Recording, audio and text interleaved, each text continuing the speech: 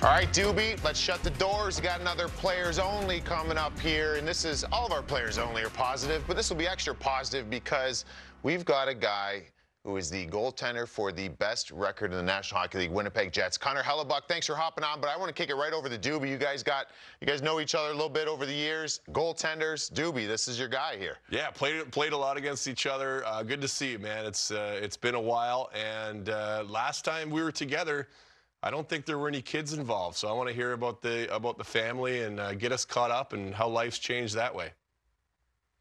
So last time we saw each other was in Kelowna. Yep. We were just training and enjoying and golfing a lot. Oh, weird. Doobie was golfing. Weird. Yeah, Helly was my reason to get into. That was my break for my kids because I was like, I gotta take the young guys out.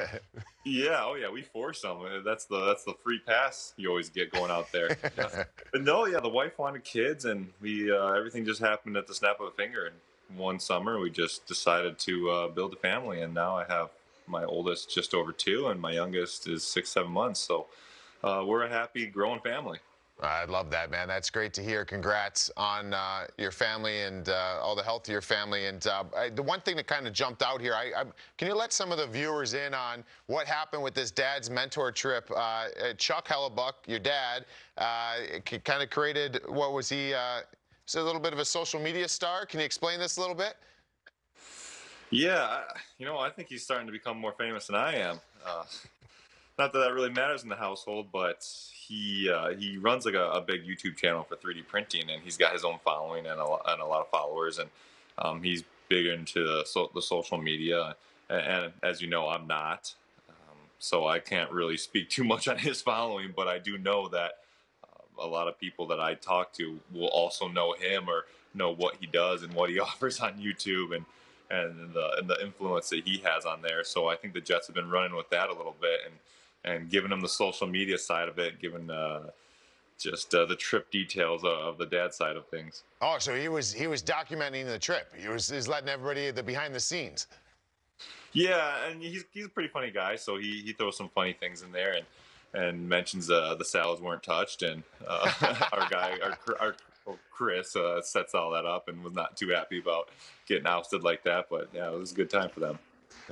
It sounds like the crowd started chanting Chuck. Hey, Chuck Hellebuyck sounds really good. Chuck Hellebuyck. That's a great name, by the way. Is that what the chant was? Chuck Hellebuyck. Yeah, when I saw him on the Jumbotron, I couldn't believe it.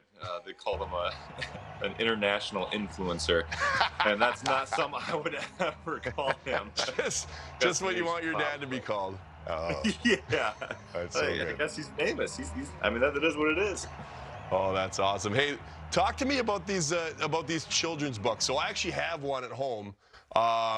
It's the Weasel one. What's the Something's Wrong with Weasel? Is that right? Yes, and yeah. Bucky Beats the Blues. So I haven't had a chance to read Bucky Beats the Blues, but the kids love Something's Wrong with Weasel. And so talk to us about that, because that's something that I guarantee you not a lot of people know about, that you're a children's book author, and they're great books as well. Like I said, I got one at home. So tell us how that came about, why it's important to you, and kind of what happens going forward with this. Yeah, so ever since we started talking about mental health, I believe my game is really built around having strong mental health. And I'm not perfect at it, so I'm still trying to build myself. And I really like the thought of continuing the talks and learning about it. It's a skill that we as athletes need, but any human could use that skill. So it really touched home with me. And when my agent Ray had mentioned, well, what could we do about it? We've done a book in the past. It was a perfect fit.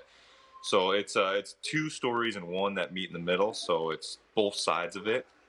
It's me growing up with a lot of my personal growth as a kid and something that I've went through when I was younger. And then on the other side of it, it was very cute animals talking about their friend, and a scene that happens probably every day in the sports world when you're a young kid. And then they meet in the middle about how we overcame it and the skill that we learned from it. So it's really good for talking, continuing the talk, and getting the kids to speak on their emotions, not just holster it. and just tough it out. When sometimes there is times to tough it out, but you can always get there through talking it and always communicating with an adult. And then that's the other side of it. The adults, if they read it, it's just a children's book, but then they're going to realize that they're relaying a message to their kid that they are there for them, which is huge. And you know what I love about it too? It's like it's yes, the message and to bring that to kids, to let them know that it's okay, and to speak about how they're feeling, right, and to kind of talk through things. But I also think there's this misconception that maybe some people have with professional athletes, and maybe someone like yourself, who is one of the league's best goaltenders, like we said before, and the best team in that National Hockey League right now. Just to think that you don't have to kind of balance that in your own life, right? And to speak on that, I think really opens up a lot for other players, adults. What's like your, can you let us in what it means a little bit as far as like how do you balance the stressful nature of life in the NHL? Like, do you have an unplug? Do you like to get away from the game? I mean, you got a family, so I'm sure that gives you some real perspective at times. But what's your out? Yeah, so I mean, there's a couple different skills that I have, but I think every year I've hit a breaking point where I'm sitting in the locker room just so mentally drained, and that's where I rely on my team.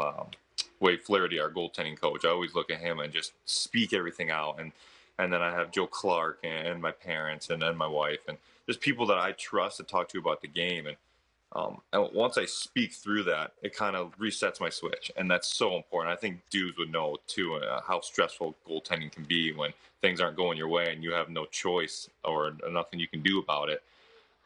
So there's that side of things that really help me get mentally released, and then the other side of it is I do a lot of outdoor activities, and that just gets my mind off hockey and my mind off stress. And really, my hobbies are fishing and hunting, and we can do a lot of that here in Winnipeg. So when I can get away and go do those things, it's not building more stress about tomorrow. It's just enjoying the moment and really relaxing. Yeah, that's awesome. So we have some, speaking of outdoor stuff, we got some great video over the holidays. So of you and your family, and looks like Kyle Connor's in there as well from what I can see. But walk us through what the holidays were like, because this looks pretty incredible if you ask me. Oh, yeah, okay, so you got that. So Kyle and his fiancee, Allie, they found a cabin on Lake Winnipeg. And over our Christmas break, we usually stick around and do something here and there, and they had the idea of going out to a cabin, and because we always go fishing over break, we were lucky enough to have 10 inches at least of ice around, so we said sure, we'll do it. We love the cabin life, and we packed up the family and we packed up our machines. That you can see we have a couple machines on tracks. He's got an ATV on tracks, so we can buzz around in the snow, and we both have snow dogs, so they love that. So over the break, we just kind of went out to a cabin and enjoyed cabin and Christmas stuff. Sitting around a tree, building fires, going fishing. And I think you saw in there we had a fish fry. Neil and his family came out, and we showed them a good time. We caught a bunch of walleye and even a pike and a couple perch. And we fried them all up and had a fish fry. It was great. That sounds incredible. Oh, man. It's a ball. What a Christmas. What a Christmas. It's so unique, right? Like, so take advantage of that. So good on you guys. You mentioned outdoors, and you've had various helmets, or sorry, I say helmets. I know that's a mask. I'm sorry. A player call it the helmet. The goalie masks, you're really into the art of them. But one of them that jumped out to me was, talking about outdoors, you had Dustin Byfuglien on the one. And everybody I've always talked to, I know he's a private guy. Can you let us know, or let us in on how much he loves the outdoors as well? I've always heard that from players that have played with him. Yeah, so he is a fishing enthusiast as much as I am. I like to call it a disease. That's how addicted we can be. But yeah, he loves to go fishing all the time. He's the one that actually showed me, or got me into ice fishing and showed me how to do it in Winnipeg. I believe he's going to try to make a trip back up. I'm waiting for him to really confirm those details. But he's the one that showed me into ice fishing, and he's so into it. I just thought, well, let's honor him on the mask. And I know he's a guy who'll never say go do it, but once he sees it, he'll like it. And I have a great painter, just pulls off things like that phenomenally. And that mask came out exceptionally, and it was him ice fishing, and which is so Winnipeg. I like to keep it kind of close to home, and I think that was so Winnipeg. Yeah, I mean the artist did such a great job too. Yeah. That's buff. There's no mistaking that's buff. And I remember back when we were together doing camps in Kelowna, I think you just got your dog. and started putting him on the mask. So I think we got a couple pictures of that, and then talk to us about the dog. Yeah, so probably was our first trip to Kelowna. He's about 7, turning 8 this year, and he's a great looking Malamute, and he's been the glue to our family for the last 7, 8 years, and I think he is a perfect representation of Winnipeg as well, because he's a sled pulling dog, and he sleeps outside even when it's -40. He'll rather be sleeping outside than wow, that's inside. Interesting. That's crazy. Yeah, it's crazy, and he won't even ask to come in, and if he does, he wants in for 5 minutes, he wants back out. So I just thought throwing him on there is a little piece of me and home, because through the mask you can either show your home city all the time, or you can kind of give a little piece of who you are and your personal life. And I don't want to call him famous, but he gets a lot of pictures on my wife's Instagram, so throwing him on my mask is something that was close to home and makes me feel close to home when I'm on the road. Good looking dog. Yeah, he is. Doobie, you got any? Like, you down with the mask game? Yeah, I started putting my kids on the mask. So I played with Danny Sabarin back in Springfield, and he had just had, I believe, a daughter, and he painted her on the back of the mask, and I thought that was super cool. I didn't have kids at the time, so as I went forward, I started painting my kids on the back of my mask, and then the artist that I got with at the end of my career was incredible, almost like how good, the painting a buff there, how incredible it was. And so it was cool to have all the kids on the back. And one of my last San Jose masks, I got them to paint them all as the Avengers. So it's pretty cool. That is good. That is good. The kids will get into that one. Is there a goaltender you guys have come across, maybe it's you guys, in your career that's kind of like, I don't know, I just feel like if that was me, I would collect masks like I would collect shoes, just all different. Like, is there someone that just has a boatload of different masks that they rotate through the year? Or is that just not realistic in the NHL to, you want to get your comfort of your mask you're using every day? Yeah, so for me, it's never been masks. It would be gloves. I would love to collect all goalies' gloves, but you can't just go and ask a goalie, hey, let me get one of your gloves. You kind of need it. I've been kind of collecting sticks here and there, signed sticks from All-Star games, and if I just run into a legend, I'll try to get his stick. But for the most part, I think there is Dubes, don't you have a lot of masks? I think you are the one with all the masks. I have a lot of my own masks. I haven't got any from everyone else. I think they're kind of tough to come by because it's one of a kind. It's one of a kind, and you look at yours, you got your personal stuff on it. I got my personal stuff on it. So I have a ton of my own masks. But I was just thinking about this as you were talking. If you had to pick, give me 2 of your favorite masks of all time of ex-goalies, because I got my 2 right away. I want to hear your 2 favorite masks growing up watching guys play. Just epic paint jobs. It would have to be Ola Kolzig when he threw Godzilla on his mask. That one was cool. Incredible. That's a good one. I'm just an Ola Kolzig fan. And then beyond that, what quickly comes to mind is Hobby Boolin's when you put the wall on his, because the Boolin wall is such a good nickname for a goaltender, and throwing that on the mask is pretty cool. So I would definitely say Olaf Kolzig, his masks were, for me, legendary. He was legendary. What was yours? My hands down, Felix Potvin. Yeah. Best gear, best mask, best gear. He was one of the first with his own design with the cat claws on his thing. But that Felix Potvin's mask to me was just What's your other legendary. one? Billy Ranford. Billy Ranford. What was his? Just the simple classic oil drops. Yeah. I actually did it one year in Edmonton where I just fully replicated when we went from the navy to the lighter blue that we wear now. I just fully replicated Billy Ranford's mask because it was just. And you have that one? Epic, yeah. Still got that one. We gotta take a picture. I want to see that. Yeah, that's cool, man. It's part of it that you never know is not being a goalie. I just never knew that there was. You get into it now, like I didn't pay attention to it, I guess is the point, right? Well, yeah, Helly, you would agree that, one of the reasons you start getting interested as a kid in goaltending is the masks and the gear, right? Oh, definitely. For me, it wasn't the mask, though. It was more the gear. I guess when you're a kid, you don't get painted masks, so it's a little different. It was the pads for me. I really, especially when I turned 18 and I got a pair of Reeboks that really sculpted my game. I became a huge pad junkie because it felt so different to me that made me realize that these pads are not all created equal. That there is so much that goes into these pads, and then I got to go recently to the Lefebvre warehouse, and I got to see how they build all their pads, and he took me through like the progression of the years, and my mind was just blown how much goes into that and how much of a process it is. And now it makes me realize what I actually was feeling was right. These pads are completely different, and you can't just hop from pad to pad once you get used to one. No, that's cool. That's cool. That the in-depth putting them together and how they've changed over the years. I'm sure we all would like to learn about that a little bit more. But we want to learn about this part of the show about you. We show you some pictures. We want to know what you were thinking, if you remember these moments. So we'll just kind of fire them up here and you just kind of go at it. Let us know what you're thinking in these moments. Remember this? Oh, is that my first win? No. First shutout. First shutout, yes. I do remember that.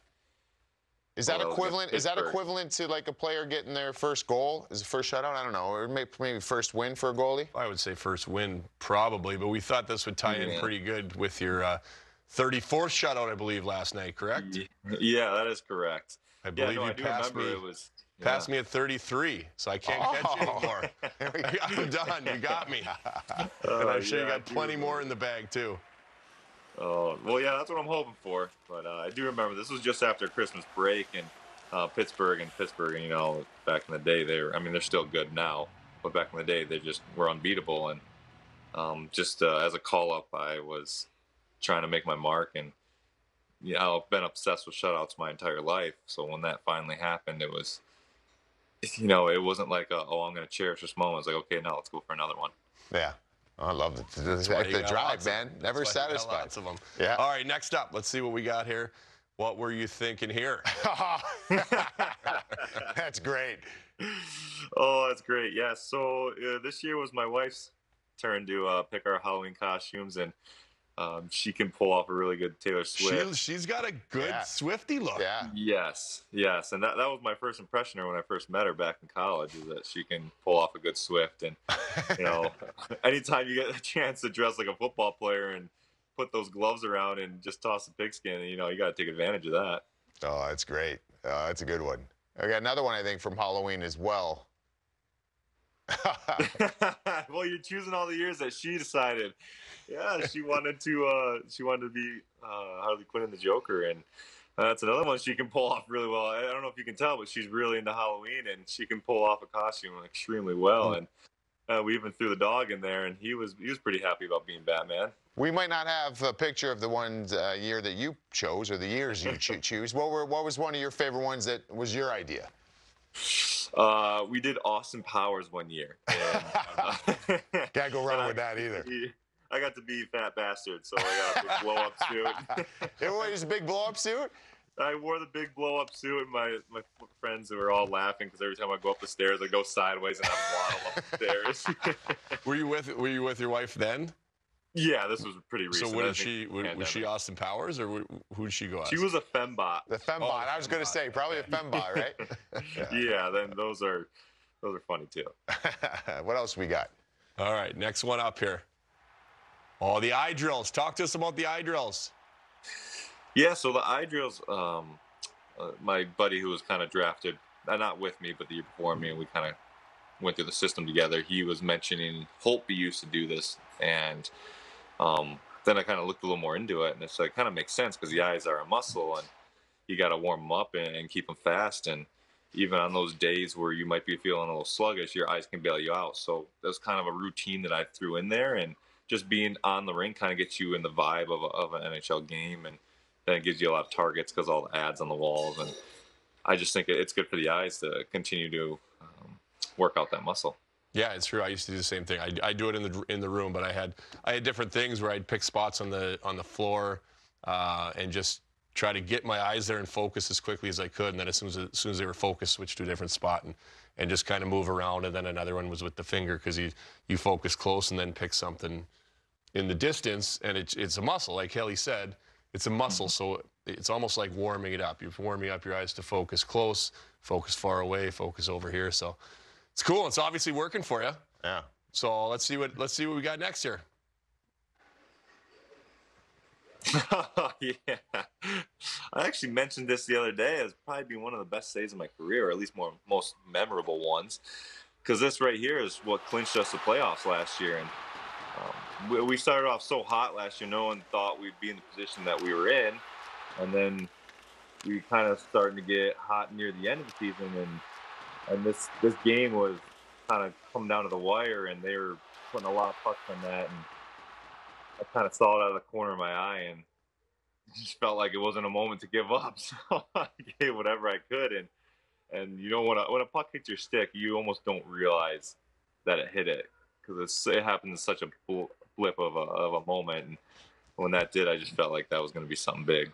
I'm going to ask you both this, because whenever we see saves like that, an incredible save, I mean, on that still image, it looks like Zooks has the entire net, right? And you're like, how do you miss that? And as a player, you get so frustrated in that moment because you see an open net, and then all of a sudden something comes over and just bang, gets out. Are you guys, when you're reaching in desperation, is there a thought of, hey, I'm going to get in the middle of the net, lower on the, you know what I'm saying? Because sometimes I'm thinking as a player, the more I watch this, shouldn't we just slide it on the ice? Isn't that the easier way? Like, I feel like desperation's always out in the air. But do you guys think about that, or is it just a reaction?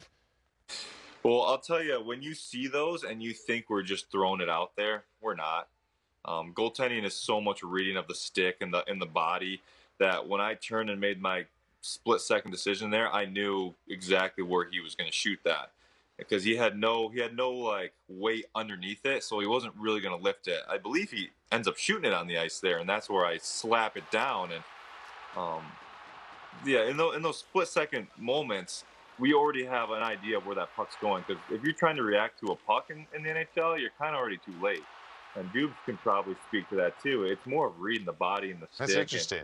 A lot of the other things that go with a shot, as opposed to just reacting to a puck. So you guys are looking at the delivery before the puck even comes off the stick. Well, yeah, he's exactly right. That's why you see so many of these paddle saves. Not like so many, but it's because these guys they're putting, like, when they knock the puck out of the air with their paddle, like we're putting our paddle where, because just like Kelly said, you're seeing the body, you're seeing where he's going to shoot it, if it's going to be on the ice in that situation where Zuki didn't really have proper body position to really get it in the air, and that's something that Helly sees and puts a stick on the ice. Whereas if he catches us and going to load it up, we're going to put our stick somewhere in the middle, because they're probably going to raise it where we think he's going to shoot it. So it's not just to throw your stick out there, and that's why I think you see these guys make these saves more often than they probably should. You get the eye exercises, get you to be able to read the trajectory of the puck and the release, right? And the guys